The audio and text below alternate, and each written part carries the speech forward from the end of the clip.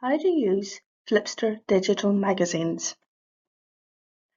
Flipster is one of the platforms that the library uses to provide access to journals and magazines online.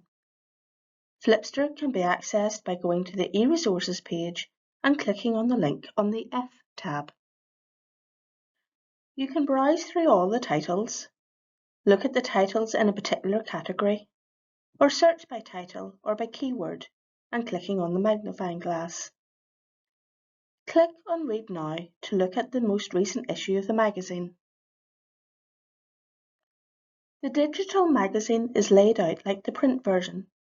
You can turn the pages by clicking on the arrows at the bottom. You can increase or decrease the size or view the magazine in the full screen. You can turn on the text view to see just the text and then turn it off again. You can print the selected pages or all pages. You can browse all the available issues.